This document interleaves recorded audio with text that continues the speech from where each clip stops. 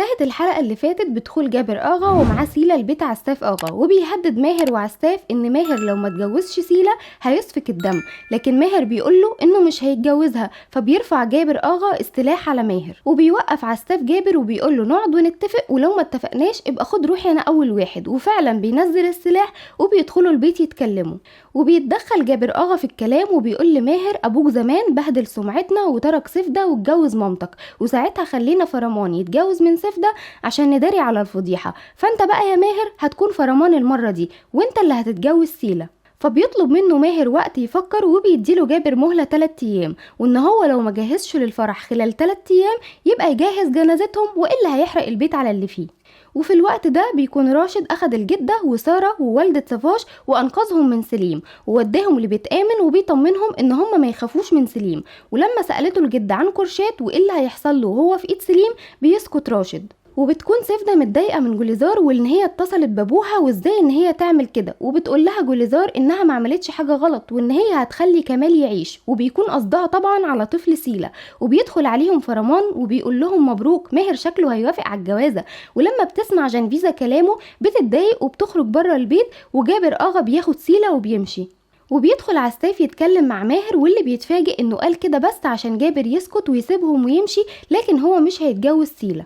وبتكون آفت راحت تتكلم مع جنفيزة وبتقول لها ان الجوازة دي لازم تتم، وانك ممكن تقولي عليا اني قلبي حجر وظلمة، لكن انا في الاول وفي الاخر بتحمي ابنها وحفيدها، ودقت ألم الابن مرتين ومقدرش استحمله مرة تانية. وبتقول لها آفت ان مش كفاية انك تمشي بس، لان ماهر مش هيسيبك وحتى لو تركتيه، لكن لازم تقولي لماهر انك مش عاوزاه عشان يقطع الامل منك خالص ويتجوز بسيلة. وماهر بيروح لوالدته واللي بتكون خايفة جدا وبياخدها وبيروح لجنفيزة وبيمشوا وبيسيبوا البيت، وعساف وآفت مش بيقدروا يوقفوهم، وبيكون في رجالة بياخدوا كرشاد من المستشفى ومش عارفين هم مين. وبيروح ماهر ووالدته وجنفيزة لحديقة الشاي وبيشربوا شاي، وفجأة بتلاقي ان خاتمها مش موجود وانه وقع في بيت عساف آغا. فبتقول لماهر يرجعوا يجيبوه، فبيقول لها مش هينفع وبيوعدها انه هيجيبوه لها بس مش دلوقتي. وجنفيزة بتقول لماهر هنعمل ايه، كان بيلاحقنا شخص دلوقتي بقوا 2، وبتسأله عن سليم. فلما بيكلم صالح صديقه اللي خلاه يروح المستودع مش بيلاقي اي اثر لسليم ولا اي حد ولا اي دم في المكان. فبيقول ماهر ان غالبا المدير راشد هو اللي نظف المستودع.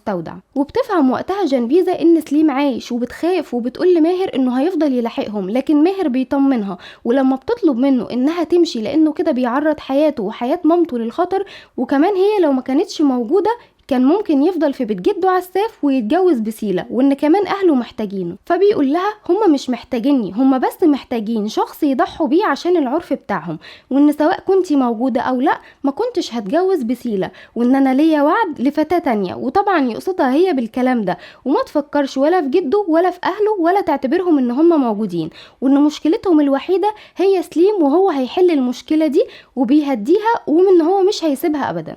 وبنشوف سليم ومعاه دكتور بيخرج له الرصاصة ومصر ان هو يرجع ينتقم منهم مرة تانية. وبتطلب جنفيزة من ماهر ان هي تكلم جدتها عشان تطمن عليهم، فبيتصل ماهر بالمدير راشد، وراشد بيطمنوا عليهم وبيقوله ان هو جابهم لبيت اخوه. ولما بيسألوا ماهر عن سليم بيقوله انه ما عملش حاجة وانه لسه هيبعت راجل عشان يشوف ايه اللي حصل.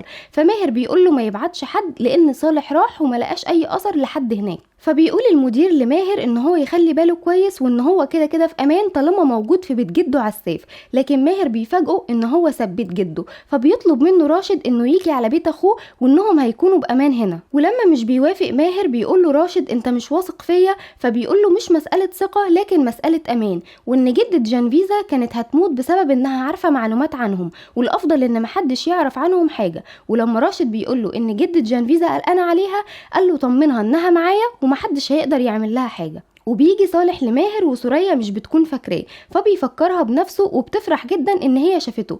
وبيطلب ماهر من صالح ان هو يشوف له بيت عشان يستخبوا فيه وكمان يأجر البيت باسمه. وبيرن تليفون سارة وبتكون مفكراها ان هي جنفيزة اللي بتتصل، لكن بتطلع آفت وبتسألها عن مين هو سليم. ولما بتعرف انه كان خطيب جنفيزة بتفهم ان هو ده اللي هيخلصهم منها. وبيكون صالح لقى بيت لماهر وبيعجبهم البيت جدا، وبيقرب ماهر من جنفيزة وبيطمنها ان هو هيكون جنبها دايما ومش هيسيبها. وبيوصل كرشاد على نفس البيت، وبنعرف ان الرجاله اللي اخدوا كرشاد من المستشفى هم رجاله راشد. واول ما بيشوفوا كرشاد بيفتكر تسجيل صفاش اللي قاله فيه ان راشد هو بوريس، لكن بعدها بيشوف مامته وساره ومفيش، وبتقول له مامته ان سليم جابهم اسطنبول وهددهم بيه، وان المفتش راشد هو اللي انقذهم منه.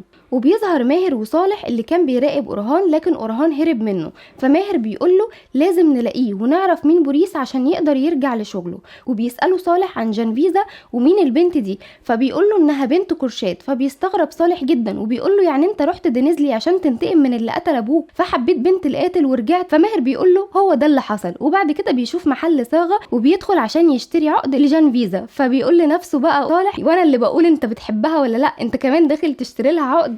وكرشاد بيكون قاعد مع راشد، ووقتها بيفتكر اللي حصل من سنين، وان بوريس هو اللي بعت له مرسال عشان يقتل محمد لو هو عايز يكبر شغله مع بوريس، يعني راشد هو السبب في ان هو يقتل محمد ولعب بيهم كلهم. وماهر وهو راجع البيت بيلاقي شخص بيسيب ورقة دعاية على البيت لافتتاح محل، وبيعتبر ان دي اشارة ان هو يروح الافتتاح. وبيطلع ماهر للبيت وبيلاقي جنفيزة قاعدة هي وسوريا بتقرا لها الفنجان، وكل وصف في الفنجان بيكون على ماهر، وجنفيزة بتكون فاهمة قصدها، وماهر كمان بيضحك على كلامها. واما بتسألها سوريا انتي حبيتي ماهر، بتتهرب من السؤال وبتقوم عشان تغسل الفناجين. فبيدخل ماهر وبيطلب منهم ان هم يعملوا الغدا، لكن مامته بتقول له لا انا مش قادره ان انا اعمل الغدا، هنطلب اكل من بره. وجنفيزة بتقول له انها مش بتعرف تطبخ، فبيتفاجئ ماهر جدا وبيقول خلاص انا هطبخ وانتي هتساعديني وهعلمك الطبخ. وبيدخل ماهر وجنفيزة المطبخ وبيعلمها تعمل الكفتة ازاي، وبيضحك ماهر على شكلها وان عينيها عمالة تدمع من البصل وما هياش عارفة تعمل اي حاجة، فبتغضب منه وبتقول له يا عم من بدل ما كل ده ما كنا طلبنا اكل من بره وخلاص.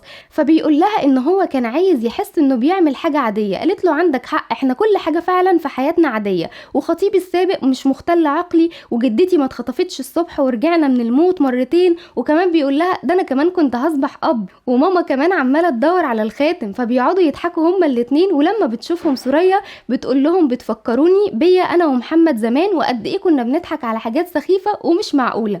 ولما بيبدأوا ياكلوا بنكتشف ان هو عمل أسوأ كفتة في العالم، وبيتهرب وقتها وبيقول انه عملها وحشة لانه لسه بس ما تعودش على البيت وان البيت جديد، وبيقرر ان هو ياخدهم لمحل كباب علشان ياكلوا.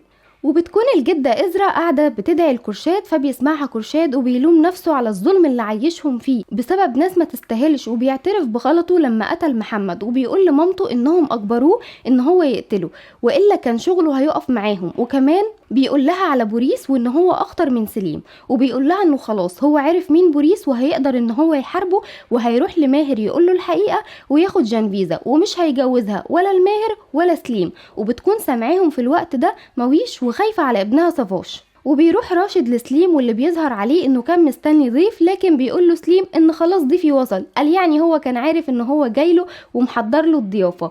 وبيلوم سليم ان هو اطلق النار عليه، وكمان بيقول له انه كان مجبور لانه لو ما اطلقش النار عليه كان ماهر هيضربه وساعتها كان هيموت. وسليم بيقول لراشد ان هما بيتعاونوا مع بعض بقالهم سنين بطريقة جميلة، وبسبب ماهر مضطرين ان هما يظهروا اعداء، وان هو لو وقع انت كمان هتقع. فبيقول له بوريس وعشان كده هتعمل اللي هقولك عليه. فسليم بيوافق بشرط ان هو يقول له مكان ماهر وجنفيزة، فبوريس بيقول له استنى مني خبر. وبيظهر وقتها ماهر وجنفيزة وهم بيرقصوا ومبسوطين وموجودين بمحل الكباب، واحنا اللي قاعدين شايلين همهم. وبيدخل جابر البيت على عساف اغا، وبيكونوا متوترين جدا ان هو جاي في الوقت ده. واول ما بيدخل بيضرب النار على رجل فرمان، وبيقول لهم انتوا فكرتوني غبي، انا عارف كل حاجة بتحصل، وانه هيجي كل يوم ويضرب النار على شخص فيهم لو ماهر ما جاش، وهيضرب المرة الجاية في راس فرمان مش في رجله. وبيسيبهم ويمشي. وبيرجع ماهر للبيت، وبعد ما والدته بتنام بتحضر جنفيزة قهوة، وبيقول لها عقبال ما تحضري لي قهوة الخطوبة. فبتقول له جنفيزة لو جه اليوم ده هحضر لك. وبيقعدوا يلعبوا طاولة وبيتراهنوا انه هيكون في عقوبة للي هيخسر، وبتخسر جنفيزة. وتاني يوم لما بتصحى جنفيزة بتقعد تفكر في ماهر وفي مواقفهم سوا، وبتاخد الوردة وبتروح تقعد جنب ماهر. ولما بتحس ان ماهر هيصحى من النوم بتجري بسرعة تبعد عنه، وماهر بيقول لها هتفضلي تبصي عليا لامتى؟ فبتقول له انها ما كانتش بتبص عليه، وانها كانت بتبص على برج الفتاة. فبيضحك ماهر على كلامها وبيقول لها بس البرج وراكي مش قدامك. وبيسألها ماهر لو عايزة تدخل البرج، بتقول له اكيد بس ازاي وفي ناس كتير بتلاحقنا. بيقول لها ما تقلقيش. وبيظهر فرمان في المستشفى والشرطة بتاخد افادته وبتسأله مين اللي اطلق عليه النار، فبيقول لهم ان هو ما شافوش. وبعدها بيتخانق مع سيفدا وبيقول لها ليه ما خلتوش يقول ان والدها اللي ضرب عليه النار. قالت له عشان لو دخل السجن استحالة يسيبك تعيش. وبيكون فرمان مش عايز يرجع البيت لانه خايف من جابر، لكن آفت بتطمنه وبتقوله انه محدش هيقدر يعمل له حاجة. ولما بتصحى سوريا من نومها بتحاول ان هي توصل لرقم آفت من خلال الشركة بتاعتهم، ومش بيرضوا يديها الرقم، فبتسيب رقمها ليهم وبتقول لهم يبلغوها وهي هتتصل بيها. وفي نفس الوقت صالح بيوصل لبيت ماهر ومعاه اخته عايشة، وكمان بيقعد مع سوريا عشان ماهر يقدر يخرج هو وجنفيزا. وبيرجع فرمان مع عيلته للبيت وبيوبخ جوليزار عشان اتصلت بجابر وانه السبب في اللي حصل له. وبتيجي مكالمة لآفت من الشركة وبيقولوا لها على سوريا، فبتقول لهم ابعتولي رقمها بسرعة. وبتتصل آفت بسوريا فبتقول لها انها عاوزة الخاتم لانها نسيته عندهم، وبتطلب منها ان هي تسيبهولها في اي مكان وسوريا هتروح تاخده. فآفت بتقول لها ما ينفعش وان دي امانة محمد والافضل ان هي تديها العنوان اللي هم فيه وهي هتبعته ليها. فبتبعت لها سوريا موقعهم وبتطلب منها انها ما تقولش لماهر. وبتروح مويش تتكلم مع راشد عشان يدور على صفاش، وبتقوله انها سمعت كرشاد وهو بيتكلم مع أزرا وبيقول لها ان في راجل خطير اسمه سليم وبيشتغل معاه كمان راجل اخطر منه اسمه بوريس، وكرشاد قال ان هو شيطان وممكن يعمل اي حاجة في صفاش. ولما بيقول لها ان هما ما يعرفوش مين بوريس بتقوله لا كرشاد عارف هو مين. فبيرتبك راشد جدا وبيسألها مين هو بوريس، فبتقوله هو ما قالش هو مين لكن قال ان هو هيحاسبه. وقال لها راشد ان هو هيساعدها بس ما تقولش لحد ان هي اتكلمت معاه ولا حتى كرشاد. وبتتصل جنفيزا بسارة من تليفون ماهر وبتطمنهم عليها، وبتكون فاتحة مكبر الصوت. واول ما بيكلمها كرشاد بيتضايق ماهر جدا وبياخد منها التليفون وبيقفل الخط. وبيروح ماهر وجنفيزا بعدها لبرج الفتاة وبيبدأ ان هو يرويلها قصص عن الحب المستحيل، واداها العقد اللي اشتراه هدية. فبتفرح جنفيزا بالهدية جدا وبتقوله انها مش هتقلعه ابدا. وبيجي مكالمة لماهر وبيكون كرشاد وبيقوله انه هيعترف بجرايمه وكمان هيقوله مين القاتل الحقيقي لباباه. وماهر بيقوله انت القاتل الحقيقي، فبيقوله لا انا كنت مجرد وسيط، لكن هقولك مين عدوك الحقيقي وهعترف بكل جرايمي، لكن بشرط ان انت تجيب جنفيزا معاك وهعترف قدامها. فبيوافق ماهر وبيقوله هجيلك بعد ساعة، لكن في شخص سمع مكالمة كرشاد.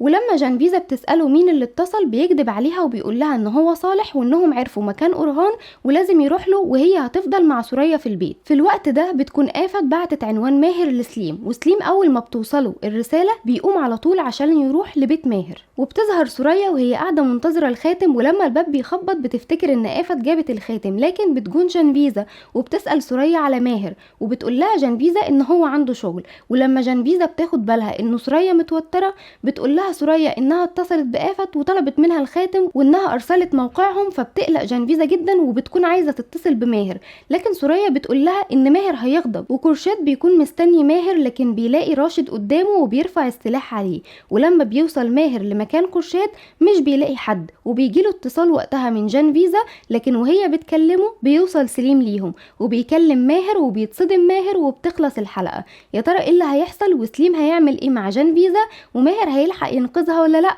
هنعرف كل ده الحلقات الجاية. ما تنسوش تعملوا اشتراك للقناة وتفعلوا زرار الجرس عشان يوصل لكم كل جديد، وشيروا الفيديو لايك لو عجبكم، واكتبوا لي في الكومنتات ايه الحاجات اللي انتوا حابين ان احنا نلخصها الفيديوهات الجاية.